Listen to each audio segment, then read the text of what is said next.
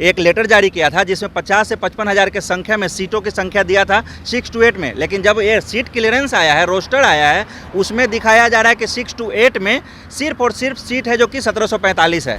हम लोग social science के बारे में जब पूछते थे तो सोशल साइंस में बोला जाता था कि सीट लगभग 10,000 के अप्रॉक्स आएगा, लेकिन जो सीट सामने आया है निकल के वो 5,425 की संख्या में आया है, 5425 इतना सीट मात्र आया है। कंप्यूटर में बोला जाता था कि 9,033 सीट आना है, लेकिन कंप्यूटर में जो सीटें की संख्या जो दी गई है वो मात्र 8395 8,395 इतना ही सीट मात्र दिया गया। तो सभी जगह से अगर देखा जाए तो गवर्नमेंट सीटों की कटौती कर रही है। आपकी फिटनेस का राज क्या है? एशवेल रस, ये एक ही बोतल में है। Stress, weakness, acidity, obesity, hair fall, skin की हर परेशानियों का एक ही हल।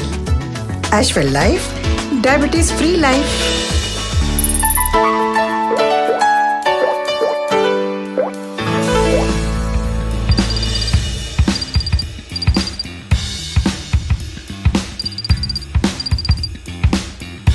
नमस्कार, NBC 24 देख रहे हैं आप। मैं हूं आपके साथ अभिषेक। देखिए, बिहार में शिक्षक अभ्यर्थी काफ़ी परेशान चल रहे हैं। नई नियमावली के बाद अभ्यर्थी लगातार तैयारी कर रहे हैं, तो वहीं कुछ अभ्यर्थी नई नियमावली का विरोध कर रहे हैं। जिस तरीके से सीट क्लियरेंस हुआ है, इसमें देखा गया है कि करीब 1745 करीब सीट जो है वो 6 to 8 का है सामने, जिसको लेकर अभ्यर्थी इसका भी विरोध कर रहे हैं। देखा जाए तो 50,000 से ऊपर सीट आना था।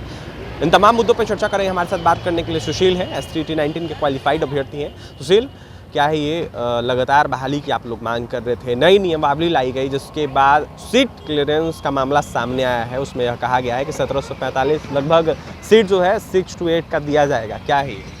सबसे पहले अभिषेक जी, आपके ना आपके पूरे टीम जो NBC 24 का पूरा टीम है, उसको हम लोग STT क्वालिफाइड कैंडिडेट की तरफ से बहुत बहुत शुक्रिया हम आपका अदा करते हैं कि आप हमारे मुद्दों को हमेशा उठाते रहें और स्टार्टिंग दिनों से, जब हमें कोई नहीं जानता था, उन दिनों से आप हमारे साथ जुड़े हुए हैं और आप चाहते हैं कि गवर्नमेंट हमारा कुछ भला कर सके। लेकिन ये गवर्नमेंट ऐसी है कि किसी का भला नहीं करना है, इनको अपना सिर्फ और सिर्फ राजनीति का जो रोटी होता है उसको सेंकना है।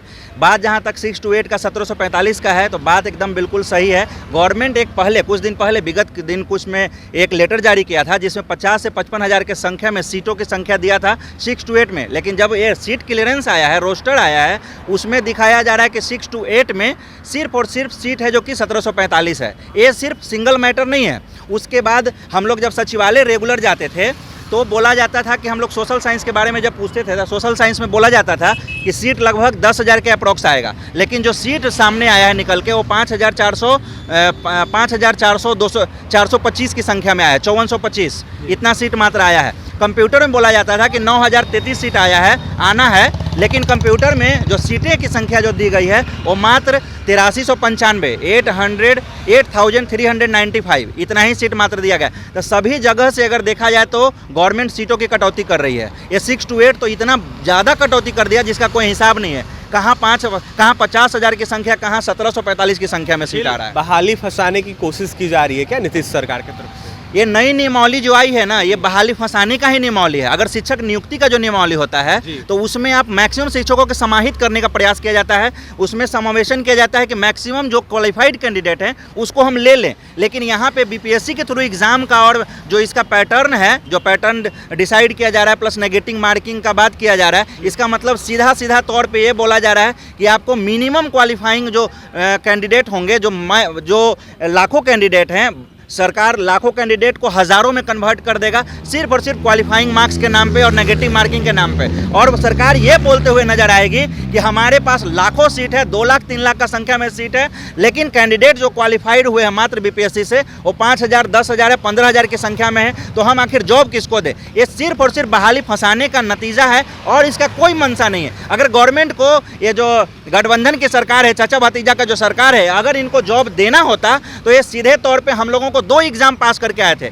आज से हम लोग वेट कर रहे हैं, आज से नहीं, हम लोग 2019 से लगे अभी तक, मतलब 4 साल हो गया, 4 साल प्लस से हम लोग वेट कर रहे हैं। हम लोगों को डायरेक्ट नियुक्ति पत्र देना था, ये हम लोगों को प्रवेश पत्र थमा रहे हैं। ये कहाँ तक न्याय संगत है? और अगर इन लोगों को जॉब देने का मनसा रहता तो ये लोग अनाउंस किए थे, ये किसी रैली में, रैली का नाम हमको याद नहीं है, ये नीतीश कुमार जो हमारे माननीय मुख्यमंत्री है वो अनाउंस किए थे कि गांधी मैदान से हम लोग बंटवा देंगे नियुक्ति लेटर हम लोग बतवा देंगे, नियोजक लेटर बतवा देंगे। अब देखिए हम लोगों को गांधी मैदान से प्रवेश पत्र बंटवा रहे हैं कि आप बीपीएससी के एग्जाम में ढकेला जा रहा है जबरदस्ती कि आप जाइए एग्जाम दीजिए। और उनको पता है, हेडमास्टर के साथ भी यही हुआ।